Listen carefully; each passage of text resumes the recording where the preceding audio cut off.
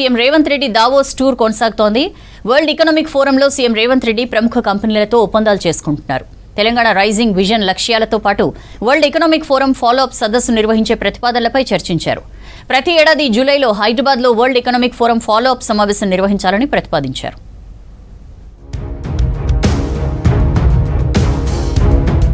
2047 నాటికి $3 ట్రిలియన్ ఆర్థిక వ్యవస్థగా తెలంగాణను తీర్చిదిద్దుతామన్నారు సీఎం రేవంత్ రెడ్డి. ఆధునిక డిజిటల్ మౌలిక వసతులు కీలక పాత్ర పోషిస్తాయన్నారు. పర్యావరణ పరిరక్షణతో పాటు అభివృద్ధిని సాధించడమే రాష్ట్ర లక్ష్యమన్నారు. ప్రముఖ కంపెనీల ప్రతినిధులతో చర్చలు జరుపుతోంది తెలంగాణ రైజింగ్ టీం. దావోస్ వేదికగా స్టీల్, విద్యుత్, విమానయాన రంగాల్లో ఒప్పందాలు చేసుకుంటుంది. వరల్డ్ ఎకనామిక్ ఫోరం ప్రతినిధులతో సమావేశమైంది సీఎం బృందం. తెలంగాణ రైజింగ్ 2047 విజన్ ను వివరించారు సీఎం.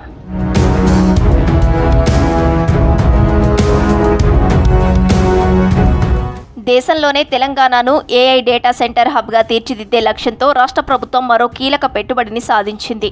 దావోస్లో యూపీసీ వోల్ట్ సంస్థతో తెలంగాణ రైజింగ్ బృందం అవగాహన ఒప్పందం కుదుర్చుకుంది. భారత ఫ్యూచర్ సిటీలో 100 మెగావాట్ల సామర్థ్యంతో ఏఐకు అనుకూలమైన డేటా సెంటర్ నెలకొల్పనుంది. 3000 మందికి ప్రత్యక్షంగా పరోక్షంగా ఉపాధి లభించనుంది. ఈ ప్రాజెక్టుకు 5 ఏళ్లలో 5,000 కోట్ల పెట్టుబడి పెట్టనుంది. UPC Volt CEO Handy Groot, UPC renewable APAC సహ వ్యవస్థాపకుడు Steven Zwan, UPC renewable India CEO Alok నిగమ్తో ముఖ్యమంత్రి రేవంత్, మంత్రి శ్రీధర్ బాబు ప్రత్యేకంగా సమావేశమయ్యారు.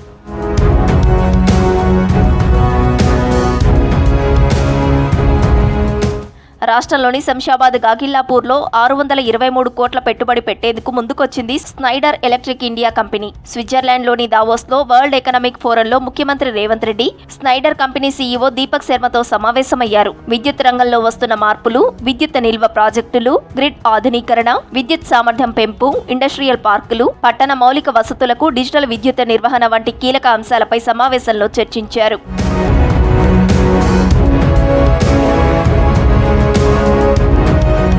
యూనిట్ల విస్తరణతో ఎలక్ట్రిక్ సేఫ్టీకి సంబంధించి ఎయిర్ సర్క్యూట్ బ్రేకర్లు, మోల్డెడ్ కేస్ సర్క్యూట్ బ్రేకర్లు, పుష్ బటన్ల తయారీ సామర్థ్యం పెరగనుంది. స్నైడర్ ఎలక్ట్రిక్ కు తెలంగాణలోనే 38 నైపుణ్యాభివృద్ధి కేంద్రాలు ఉన్నాయి. పెట్టుబడులను రాష్ట్రానికి తీసుకురావడంలో కృషి చేస్తున్న ఐటీ, పరిశ్రమల శాఖ మంత్రి శ్రీధర్ బాబును ముఖ్యమంత్రి రేవంత్ రెడ్డి అభినందించారు.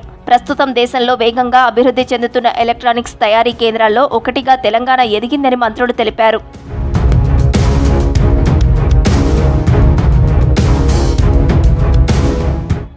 WEF managing director Jeremy Jurgens, C4IR network coordination head Manju జార్జులతో సమావేశమయ్యారు CM Revanth. Telangana rising vision లక్ష్యాలతో పాటు వరల్డ్ ఎకనామిక్ ఫోరం ఫాలోఅప్ సదస్సు నిర్వహించే ప్రతిపాదనలను చర్చించారు. ప్రతి ఏడాది జూలైలో హైదరాబాద్లో వరల్డ్ ఎకనామిక్ ఫోరం ఫాలోఅప్ సమావేశం నిర్వహించాలని ప్రతిపాదించారు.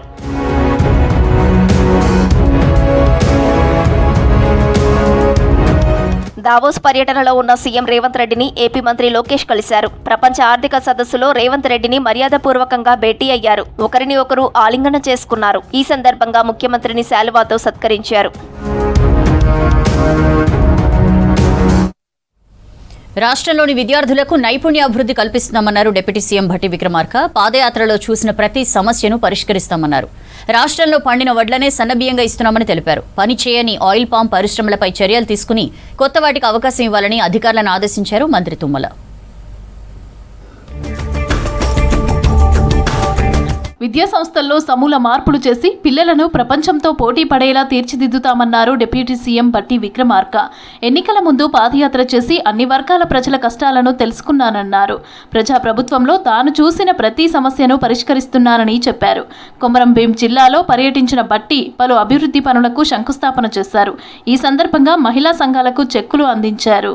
గౌరవ రాష్ట్ర ముఖ్యమంత్రి రేవంత్ రెడ్డి గారితో మాట్లాడి ఆలోచనలు చేసి ఈ ప్రపంచంతో పోటీ పడే స్థాయిలో ఇంటర్నేషనల్ స్టాండర్డ్స్ లో ఈరోజు young India international schools integrated international schools ని ప్రతి శాసనసభ నియోజకవర్గంలో 200 కోట్ల రూపాయలతో ఒక స్కూల్స్ ని శాంక్షన్ చేశాం.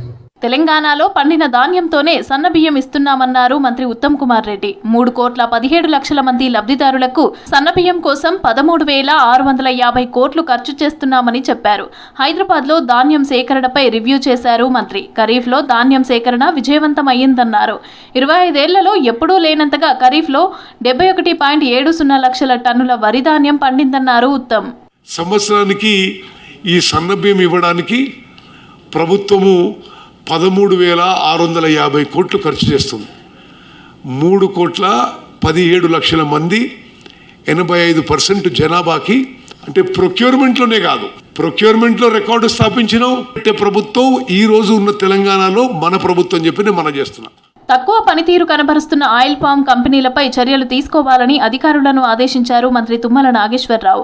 రాష్ట్రంలో కొన్ని జిల్లాల్లో ఆయిల్ పామ్ సాగు ఆశించిన స్థాయిలో లేదని చెప్పారు. వెంటనే ఆ జిల్లాల్లో కంపెనీల జోన్లను రద్దు చేసి ఆసక్తి కలిగిన ఇతర కంపెనీలకు ఇవ్వాలని సూచించారు.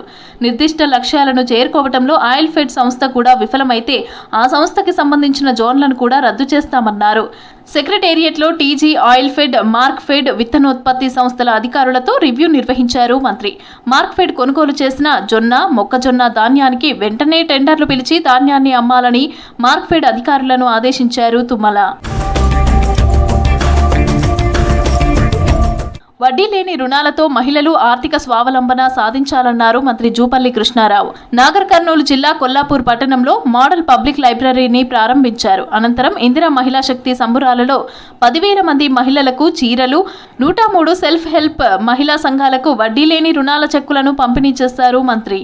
ఈ చీరల్ని ఇతర రాష్ట్రాల్లో కొనడం కాకుండా, కొని తేకుండా మన రాష్ట్రంలో ఈ చీరలు నేసే వాళ్ళ బతుకులు చీరలు నేయడం ఆధారపడ్డాయో వాళ్ళకే ఆర్డర్ ఇచ్చి వాళ్ళతో తయారు చేయించి వాళ్ళ దగ్గరనే కొని ఇచ్చే ఏర్పాటు చేస్తాను. అందుకే అవి కొన్ని తయారు కాకపోవడం వల్ల తయారైన కూడా కొన్ని ఇవ్వడం జరుగుతుంది. తక్కువ పడితే మళ్ళీ కూడా మిగతా తయారు చేయించి ఇచ్చే ఏర్పాటు చేస్తాం.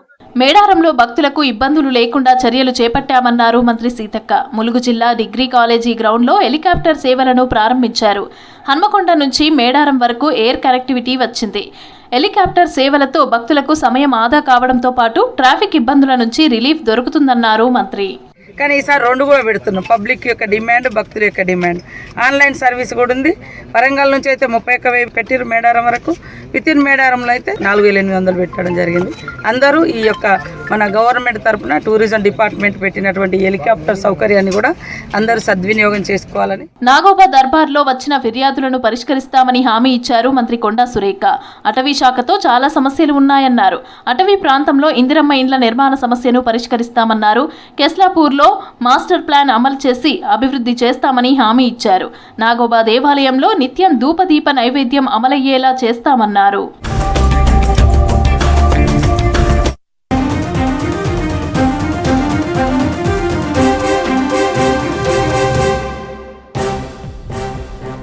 దావోస్లో జరిగిన వరల్డ్ ఎకనామిక్ ఫోరం 2026 సమావేశాల్లో తెలంగాణ ఏర్పాటు చేసిన ఏఐ ఇన్నోవేషన్ హబ్కు అపూర్వ స్పందన వస్తోంది.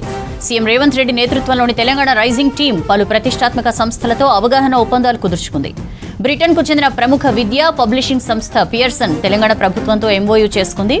ఈ ఒప్పందం ద్వారా తెలంగాణలో ఏర్పాటు కానున్న గ్లోబల్ ఏఐ అకాడమీకి పియర్సన్ సహకారం అందించనుంది.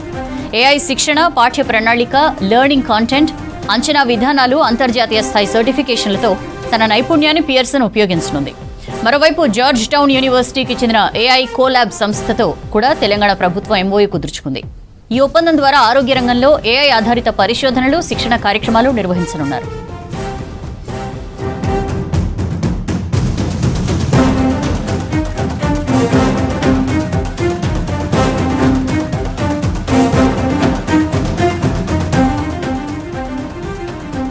యువతకు ఏఐ ట్రైనింగ్ అందించి భవిష్యత్ తరాలకు స్కిల్ కలిగిన రాష్ట్రంగా తెలంగాణను తీర్చిదిద్దడమే లక్ష్యమన్నారు సీఎం రేవంత్ రెడ్డి.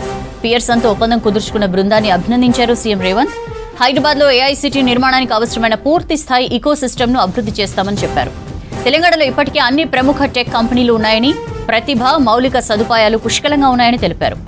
ఐటీ పరిశ్రమల ప్రత్యేక ప్రధాన కార్యదర్శి సంజయ్ కుమార్, ఉన్నతాధికారులు పాల్గొన్నారు.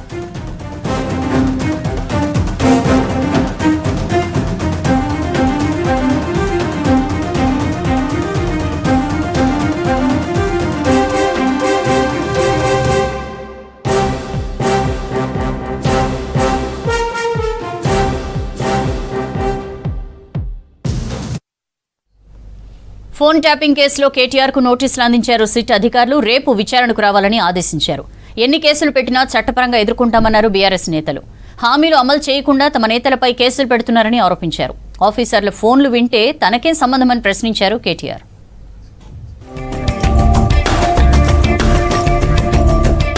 ఫోన్ ట్యాపింగ్ కేసులో సిట్ దూకుడు పెంచింది. బీఆర్ఎస్ వర్కింగ్ ప్రెసిడెంట్ కు నోటీసులు ఇచ్చారు సిట్ అధికారులు. టెంపుల్ ట్రీ విల్లాస్లోని కేటీఆర్ నివాసంలో నోటీసులు అంటించారు.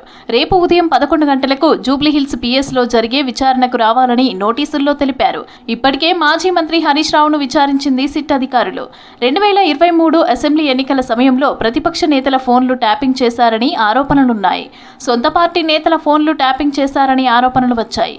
సొంత బావ ఫోన్నే కేటీఆర్ ట్యాపింగ్ చేశారని కవిత ఆరోపణలు చేశారు.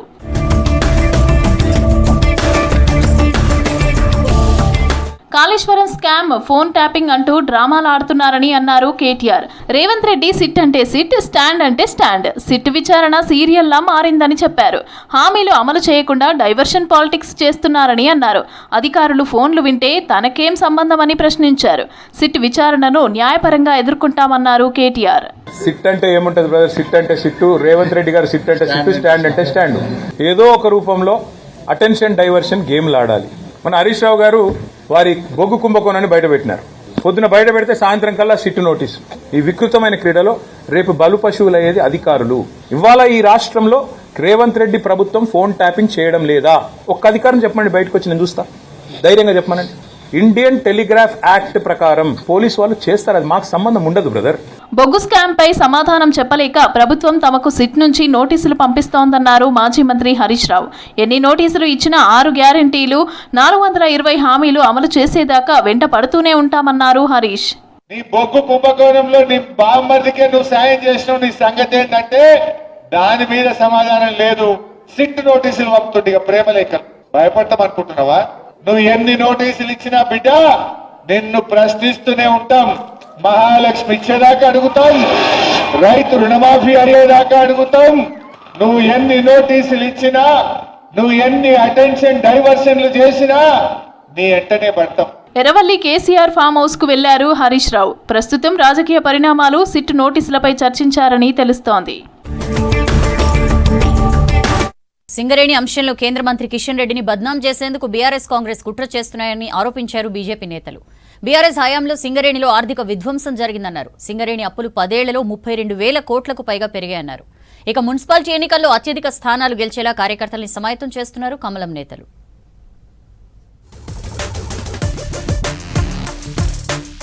మున్సిపల్ ఎన్నికలపై ఫుల్ ఫోకస్ పెట్టింది బీజేపీ రాష్ట్ర నాయకత్వం. క్షేత్రస్థాయిలో కార్యకర్తలను సిద్ధం చేస్తోంది. పార్టీ ఆఫీస్లో పదాధికారుల సమావేశం నిర్వహించారు పార్టీ స్టేట్ చీఫ్ రామచంద్రారావు. ఎన్నికల్లో అనుసరించాల్సిన వ్యూహాలపై దిశానిర్దేశం చేశారు. పార్టీ రాష్ట్ర కమిటీ, అనుబంధ విభాగాల పనితీరుపై ప్రధానంగా చర్చించారు. సింగరేణి ఇష్యూ, సీఎం దావోస్ పర్యటనపై కూడా చర్చించారు.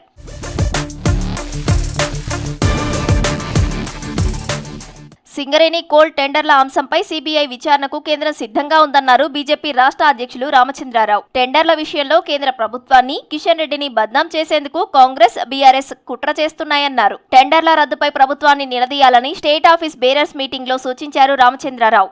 49% గవర్నమెంట్ ఆఫ్ ఇండియాది ఉన్నది, షేర్స్ దీంట్లో కోల్ ఇండియాది. వాళ్ళు దీని మీద ఎంక్వైరీ చేయించాలని అంటున్నాం. గవర్నమెంట్ ఆఫ్ ఇండియా ఎంక్వైరీకి రెడీ ఉంది. కిషన్ రెడ్డి గారి స్టేట్మెంట్ వచ్చింది. సిబిఐకు ఇవ్వడానికి రెడీ ఉన్నాం. కానీ మనం డిమాండ్ చేసేది ఏంటంటే సిబిఐకి ఇస్తే 2014 కేసీఆర్ వచ్చినప్పటి నుంచి కూడా ఇప్పటిదాకా ఎంక్వైరీ చేయాలి. ఒక కాంగ్రెస్నే కాదు, మొత్తం కాంప్రహెన్సివ్ ఇన్వెస్టిగేషన్ జరగాలి. బీఆర్ఎస్ హయాంలో సింగరేణిలో ఆర్థిక విధ్వంసం జరిగిందన్నారు కేంద్ర మంత్రి కిషన్ రెడ్డి. సింగరేణిపై కేసీఆర్ కుటుంబం పూర్తి అజమాయిషీ చేసిందన్నారు. కార్మికుల సొత్తు మొత్తం దోచుకున్నారని ఆరోపించారు. సింగరేణి సీఎస్ఆర్ నిధులు కూడా దుర్వినియోగం చేశారని, 10 ఏళ్లలో 32,000 కోట్లకు పైగా సింగరేణి అప్పులు పెరిగాయన్నారు. దురదృష్టవశాత్తు సింగరేణి ప్రస్తుతం నష్టాల బాట పట్టిందని చెప్పారు కిషన్ రెడ్డి. కేసీఆర్ ఫ్యామిలీ సింగరేణి పైన అజమాయిషీ చేసింది. టెండర్ల దగ్గర నుంచి చిన్న చిన్న కాంట్రాక్టర్ వరకు కూడా కేసీఆర్ కుటుంబమే ఆదేశాలు జారీ చేసేటువంటి విషయాలు కూడా తెలంగాణ సమాజం అంతా చూసింది. సిఎస్ఆర్కి సంబంధించినటువంటి నిధులు సోఫాలకు, స్విమ్మింగ్ పూల్లకు కేసీఆర్ కుటుంబం ప్రాతినిధ్యం వహిస్తున్నటువంటి శాసనసభ నియోజకవర్గాల పరిధిలో ఖర్చు పెట్టారో అదంతా సింగరేణి లెక్క ఉంటుంది. 10 సంవత్సరాల కేసీఆర్ హయాంలో 32,000 కోట్లకు పైగా అప్పులు పెరిగాయి. బీజేపీది అభివృద్ధి విధానం, హిందుత్వ నినాదమన్నారు కేంద్ర మంత్రి బండి సంజయ్. మున్సిపల్ ఎన్నికల్లో బీఆర్ఎస్ కు ఓట్లేయడం దండగన్నారు. కేంద్ర నిధులతోనే కరీంనగర్ కార్పొరేషన్ అభివృద్ధి జరుగుతుందన్నారు. 2 ఏళ్ల పాలనలో కాంగ్రెస్ నయా పైసా ఇవ్వలేదన్నారు. కరీంనగర్లో బండి సంజయ్ సమక్షంలో పలువురు బీఆర్ఎస్ నేతలు బీజేపీలో చేరారు. వారికి కండువా కప్పి పార్టీలోకి ఆహ్వానించారు కేంద్ర మంత్రి. రాష్ట్రంలోని అవుట్సోర్సింగ్ ఉద్యోగులకు కార్పొరేషన్ ఏర్పాటు చేసి జీతాలు చెల్లించాలని డిమాండ్ చేశారు ఎమ్మెల్సీ అంజిరెడ్డి. ఉద్యోగులకు మినిమం స్కేల్ ప్రకారం శాలరీలు ఇవ్వాలన్నారు. ఆధార్ కార్డు లింక్ లేకుండా బ్యాంక్ అకౌంట్ ద్వారా నేరుగా జీతాలు ఇస్తామంటే ఒప్పుకోమన్నారు అంజిరెడ్డి. 5 లక్షల మంది మనం పనిచేస్తా ఉంటే వాళ్ళకి జాబ్ గ్యారెంటీ లేకుండా ఎవరైతే అవుట్ సోర్సింగ్ ఉందో మంచిగా పనిచేసే వాళ్ళు కూడా వాళ్ళని తీసేస్తా ఉన్నారు. నేను గతంలో కూడా చెప్పిన మినిమం టైం స్కేల్ కంపల్సరీ ఇవ్వాలి. ప్రతి ఒక్కరు పనిచేస్తున్నప్పుడు మీరు డైరెక్ట్ ఓన్లీ బ్యాంక్ అకౌంట్ ద్వారా పేమెంట్ ఇస్తా అంటే ఒప్పుకోము. కార్పొరేషన్ చేసిన దాకా మేము వెంబడగలుగుతాం. అప్పుడు బీఆర్ఎస్, ఇప్పుడు కాంగ్రెస్ సింగరేణికి అన్యాయం చేస్తున్నాయన్నారు బీజేపీ నేతలు. సింగరేణి ఇష్యూలోకి కేంద్ర మంత్రి కిషన్ రెడ్డిని ఇన్వాల్వ్ చేస్తున్నారని ఆగ్రహం వ్యక్తం చేస్తున్నారు. సింగరేణిపై పూర్తి అజమాయిషీ రాష్ట్ర ప్రభుత్వానిదే అన్నారు.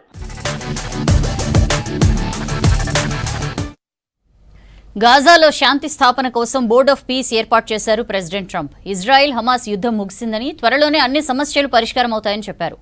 ఐక్యరాజ్య సమితి తన బాధ్యతలు సరిగా నెరవేరిస్తే శాంతి మండలి అవసరం వచ్చేది కాదన్నారు. అన్ని దేశాలు బోర్డ్ ఆఫ్ పీస్లో భాగం కావాలని పిలుపునిచ్చారు ట్రంప్.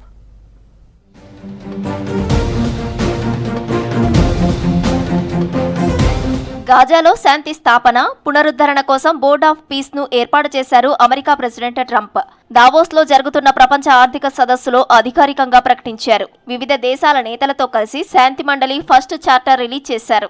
ఇజ్రాయెల్ హమాస్ యుద్ధం ముగింపు దశకు చేరుకుందని చెప్పారు. చిన్న చిన్న సమస్యలు పరిష్కరించాల్సిన అవసరం ఉందన్నారు. హమాస్ వెంటనే ఆయుధాలను వదిలేయాలని, లేకుంటే ఆ సంస్థను అంతం చేస్తామని వార్నింగ్ ఇచ్చారు Trump. Formation of what is known as the Board of Peace. We have peace in the Middle East. Nobody thought that was possible.